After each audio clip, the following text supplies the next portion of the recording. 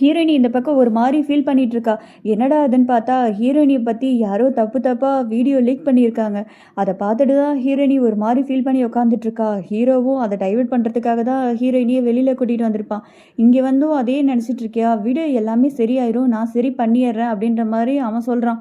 இங்கே ரெண்டு பொண்ணுங்களும் தனியாக பேசிகிட்டு இருக்காங்க. ஹீரோயினி எப்போ பார்த்தாலும் பொறாமப்படிச்சிட்டே இருப்பாள்ல ஒரு பொண்ணு, அவளும் அவன் ஃப்ரெண்டுக்காரி கேட்குறா, ஆமாம் அந்த வீடியோவை லீக் பண்ணது நீ தானே, அந்த வீடியோவை ரெடி பண்ணதே நீ தானே அப்படின்ற மாதிரி இவ கேட்குறா.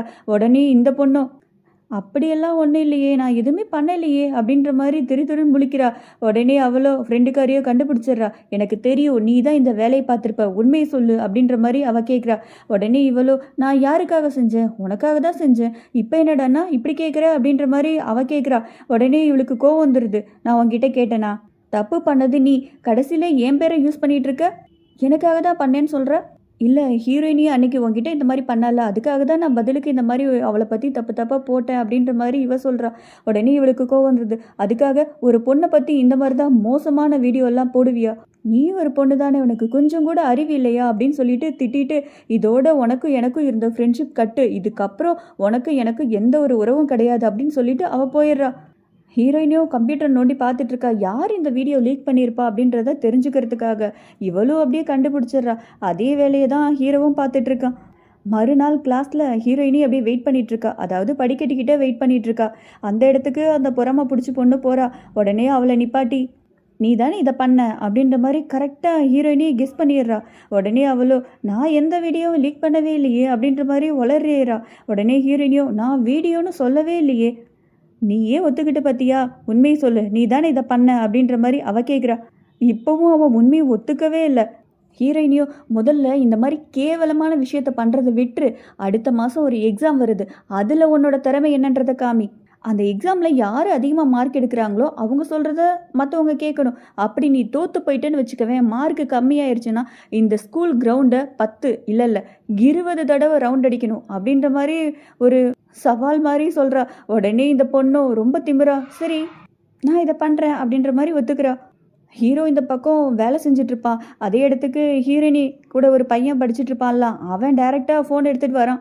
என் கிளாஸில் படிக்கிற பொண்ணு தான் இந்த வேலையை பார்த்துட்ருக்கு, அந்த பொண்ணு பேர் கெட்டு போகாமல் இந்த வீடியோ எப்படியாவது டிலீட் பண்ணிடுறீங்களா, இந்த விஷயம் வெளியில் வந்தது அப்படின்னா அந்த பொண்ணு பேர் தான் கெட்டு போகும், இதனால் அந்த பொண்ணு ஃப்யூச்சரே போயிடும் அப்படின்ற மாதிரி இவன் சொல்கிறான். எவ்வளோ வேணால் பணம் தர, இந்த வீடியோவை எப்படியாவது டிலீட் பண்ணிடுறியா அப்படின்ற மாதிரி ஹீரோக்கிட்டேயே தரான். ஹீரோவோ இத்தனை நாளாக ஹீரோயினியை யார் இந்த வேலையை பார்த்துட்டது, அதாவது தப்பான வீடியோ லீக் பண்ணுறதுன்னு தேடிட்டு இருக்கா. இவனா வாண்டடாக வந்து இந்த மாதிரி சொன்ன உடனே, என்னாலெல்லாம் பண்ண முடியாது, நீ ஒரு ரூபாயில் எவ்வளோ காசு கொடுத்தாலும் நான் இதை பண்ணவே முடியாது, தயவு செஞ்சு இங்கேருந்து கிளம்பிடு அப்படின்ற மாதிரி அவன் சொல்லிடுறான்.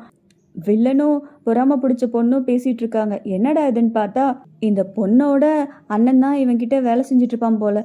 ஒரு வேலையா, அதாவது இவன் வந்து திருட்டு பொருளை வாங்கி சேல்ஸ் பண்ணிகிட்ருக்கான், அந்த இடத்துல இவனும் போயிருப்பான் போல், இவனோட அண்ணனும். ஒரு பொருளை திருடும்போது கரெக்டாக போலீஸில் மாட்டிக்கிறான், அதனால அவன் ஜெயிலுக்கும் போயிடுறான். இது உன் அண்ணனோட பணம், ஜெயிலில் வந்து உன்னை கண்டிப்பாக பார்க்க சொல்லியிருக்கான் அப்படின்ற மாதிரி இந்த ரவுடியும் சொல்கிறான்.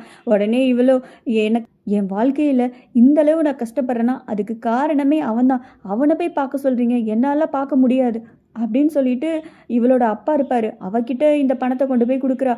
அவரும் ரொம்ப மோசமாக இருக்கார். பொண்ணு இருக்கும்போதே அவள் கண்ணு முன்னாடியே இன்னொரு பொண்ணை ரூமுக்கு கூட்டிகிட்டு வர்றாரு. மொத்த பணத்தை எடுத்துக்கிட்டு அவளுக்கு வெறும் 500 ரூபா மட்டும் தராரு. இந்த பக்கம் கிளாஸில் கண்ணாடி போட்ட பொண்ணும், இந்த வீடியோ தான் ரொம்ப லீக் ஆகி போயிட்டுருக்கு, உன்னை பற்றி தான் அப்படின்ற மாதிரி அவள் சொல்கிறா. ஹீரோயினியும், இதெல்லாம் குழி தோண்டி புதைச்சாச்சு, இப்போ கொண்டு வந்து தர அப்படின்ற மாதிரி அவள் பேசிகிட்டு இருக்கா. அதே இடத்துக்கு அந்த புறமை பிடிச்ச பொண்ணு கூட ஒரு ஃப்ரெண்டு இருப்பாள்ல, அவள் வந்து ஹீரோயினிக்கிட்ட இந்தா அப்படின்னு சொல்லிட்டு ஒரு ட்ரிங்க்ஸ் மாதிரி ஒன்று இருக்கும், அதை கொண்டு வந்து தரா. உடனே ஹீரோயினியும், என்ன திடீர் மாற்றம் அப்படின்ற மாதிரி கேட்குறா. என் ஃப்ரெண்டுக்காக தான் உன்னை அந்த மாதிரி அன்றைக்கி பண்ணேன், அதுக்காக உன்கிட்ட ரொம்ப பயங்கரமான மன்னிப்பு கேட்டுக்கிறேன், என்னை மன்னிச்சிரு அப்படின்ற மாதிரி டைரெக்டாக எல்லோரும் முன்னாடியும் மன்னிப்பு கேட்குறா. உடனே ஹீரோயினியோ அந்த மன்னிப்பையும் ஏற்றுக்கிட்டு 2 பேரும் ஃப்ரெண்ட்ஸ் ஆயிடுறாங்க. அதே நேரத்தில் அந்த பொறாம பிடிச்ச பொண்ணும், அடி பாவி, நேற்று வரைக்கும் என் கூடயே இருந்தீடி, இப்போ ஹீரோயினி பக்கம் சாஞ்சிட்டியே அப்படின்ற மாதிரி பார்க்குறா. அதே நேரத்தில் பரீட்சை ரொம்ப நெருக்கமாக நெருங்கிறதுனால ஹீரோயினி என்ன பண்ணுறா, ராத்திரியும் பகலும் ரொம்ப கஷ்டப்பட்டு படிச்சுட்ருக்கா. மறுநாள் எக்ஸாமும் வருது.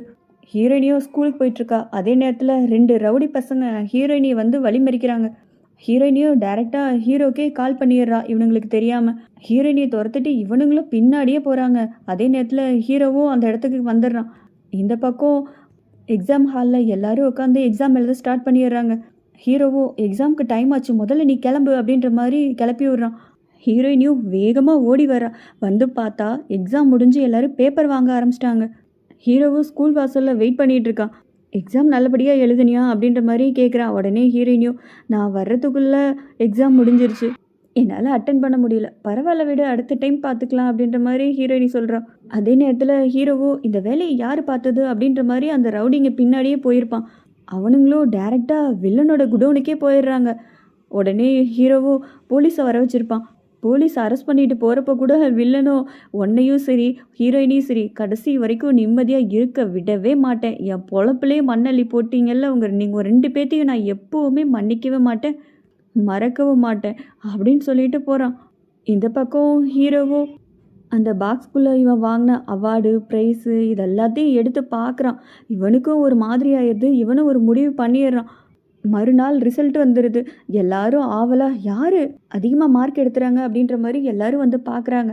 பார்த்தா அந்த பொறாமை பிடிச்ச பொண்ணு தான் நல்ல மார்க் எடுத்து ஃபஸ்ட் ரேங்க் வந்திருக்கு. ஹீரோயினியோ ஒரு எக்ஸாமில் போகாததுனால ஃபெயில் ஆயிட்டா. எல்லாரும் எங்கே ஹீரோயினியை காணுமே அப்படின்ற மாதிரி இந்த பக்கம் பார்த்துட்ருக்காங்க. அதே நேரத்தில் ஹீரோயினியோ நான் இங்கே தான் இருக்கேன் அப்படின்ற மாதிரி சவுண்டு விட்றா. பார்த்தா கிரவுண்டில் ஓடிட்டுருக்கா. இதை பார்த்த உடனே எல்லாத்துக்கும் ஒரு மாதிரி ஷாக் ஆகுது. என்னடா இவ பயந்து ஓடி போயிடுவான்னு பார்த்தா கெத்தா ஓடிட்டுருக்காளே அப்படின்ற மாதிரி எல்லாரும் ஆச்சரியமாக பார்த்துட்ருக்காங்க. ஹீரோயினியும் 5 ரவுண்டுக்கு மேலே ஓடவே முடியல, அவளுக்கு மூச்சு வாங்குது. எல்லாரும் இவ தோத்துட்டாலோ அப்படின்ற மாதிரி பதட்டமாக பார்த்துட்ருக்காங்க. அதே இடத்துக்கு நம்ம ஹீரோ ஸ்கூல் யூனிஃபார்ம் போட்டு கரெக்டாக என்ட்ரி கொடுக்குறான். என்ன ரொம்ப சோர்வாக இருக்கா, வா ஓடலாம் அப்படின்னு சொல்லிட்டு இவன் அப்படியே இவளை உற்சாகப்படுத்துகிறான். இவளோ எப்படியோ நீ ஸ்கூலுக்கு வந்துட்டியாடா அப்படின்ற மாதிரி சந்தோஷத்தில் 2 பேரும் ஓட ஆரம்பிக்கிறாங்க.